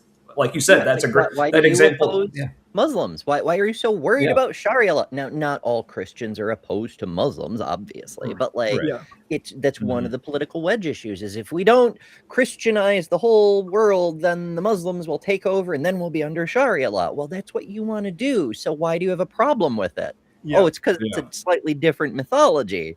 Like that's Mhm. why we have a problem with your mythology, bestie. Yeah. Right. Exactly.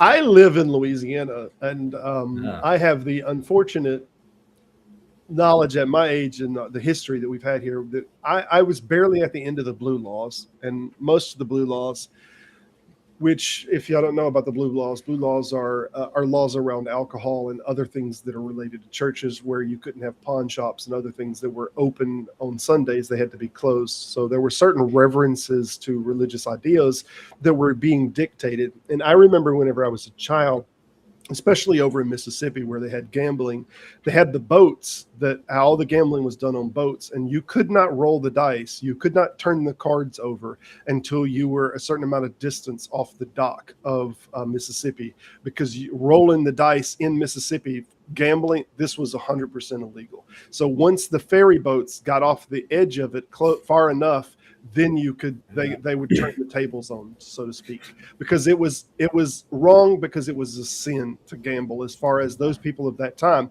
Now, so I lived under this, and I lived under some blue laws, and we have dry parishes and dry counties over in Mississippi and whatnot that this is being dictated. And now, very recently, a second time, we've had reintroduced in the state of Louisiana the 10 Commandments being posted up inside of the school systems, because the governor that got elected on touting that he was going to do it, and he did it. And now they put the 10 Commandments in the school systems and whatnot. And in addition to this, my child in a public school, I found out from my child that the teacher was doing a holding hands and leading the children in prayer in a public school. So when these kind of things are happening and people act like, I don't get it, I don't understand, like, you are constantly encroaching on our liberties. This is why we come to these spaces and have these conversations. But that's for another video we'll actually be talking about next Sunday. That's a fantastic segue for Hizzle and them. But with that said, we're The gonna Hizzle do a little Rizzle. bit of the Hizzle Rizzle. Yeah, we'll be covering that next Sunday with Professor Hizzle. Tell us something about yourself, Tommy, and what you got going on, what you've been doing in these spaces as of late. Yeah. Start wrapping it up. Yeah, sure. As you can see, I put down a little subheading there. I do a show with my friend Matt called The Humanity. If you look us up, because obviously if you just search The Humanity on YouTube or whatever, it's going to bring up a ton of things. So our official handle is The Humanity Live, because we do a live show every Wednesdays at 8 p.m. Eastern. And actually, just this past week, we had this lady right here on. All right. Because Matt was out on vacation, so Ember graciously filled in, and we usually just do. I mean, when you explain our show on paper, it seems pretty typical. Like, yeah, we're a couple atheist former Christians who watch apologetics videos on YouTube and react to them. But it's the show it's become just such a fun kind of community atmosphere. We have so many regulars in the chat, and this is partially why, if you look at our channel, a lot of our run times, I can't remember the last time we weren't regularly going 4 or 5 hours, sometimes 6. Wow. But it's just what I say with my friend Matt. It's they go this long just because we're having fun and we don't want to stop. It's because and with both of us being as neurodivergent as we are, it just takes us forever to get through a 10-minute video. But the reason it takes so long is the same reason people come, because it isn't actually about getting through the video. It's about the interaction with the community, and the community really likes that. Yeah, I can tell you now, y'all's camaraderie over there between you and Matt too is pretty top notch. So yeah, thanks. Well, thanks. It's because me and Matt we've been best friends for 20 years now. Okay. So basically, what you see us doing on the show, that's just what we've been doing for decades. It's easy selling it for 20-year friends. It's easy selling. Yeah. Yeah. So Well, that's good. So yeah, but we're excited because we actually just crossed 200 subscribers.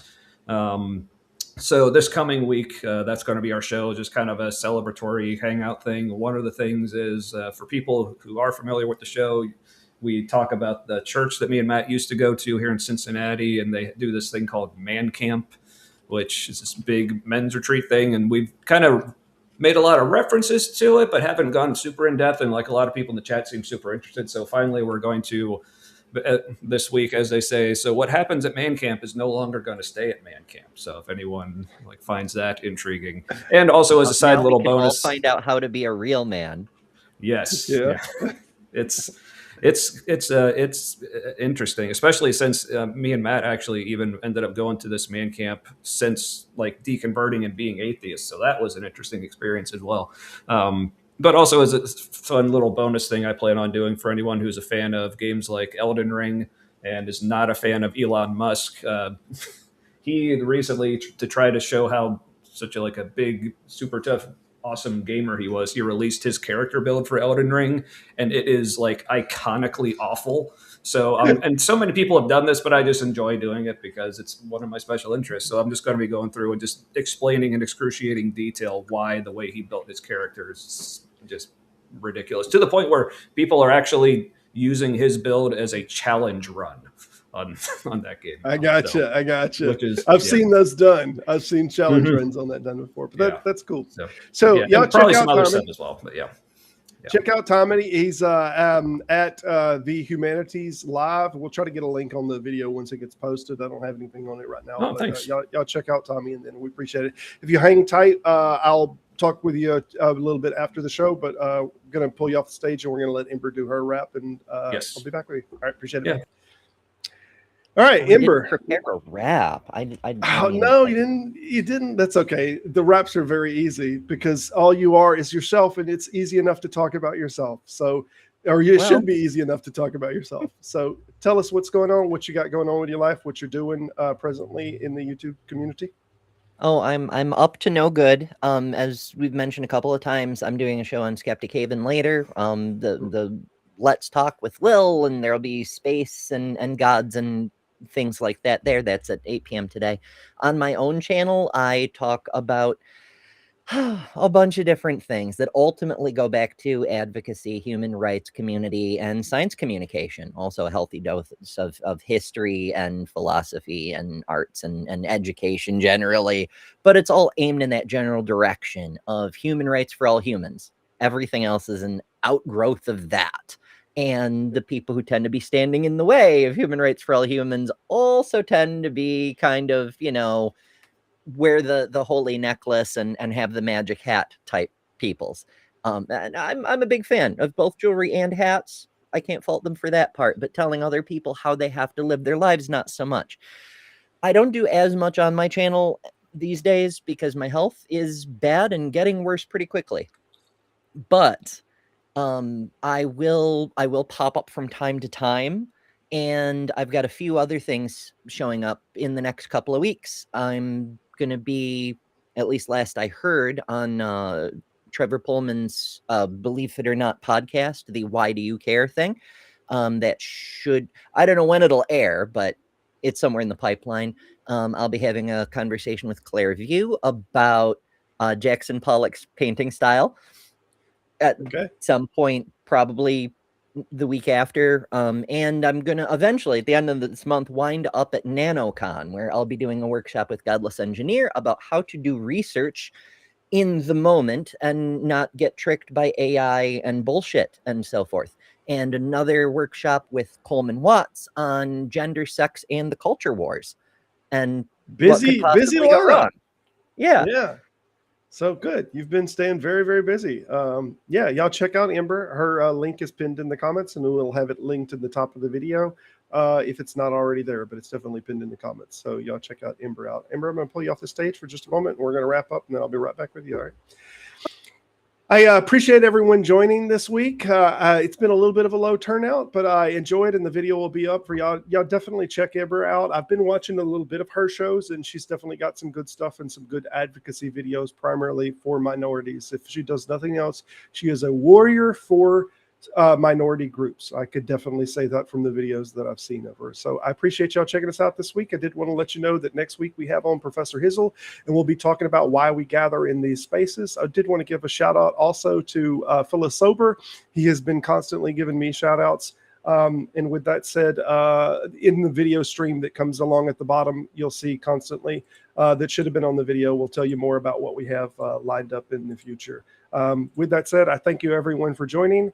And remember to remain skeptical and be skeptical of your skepticism.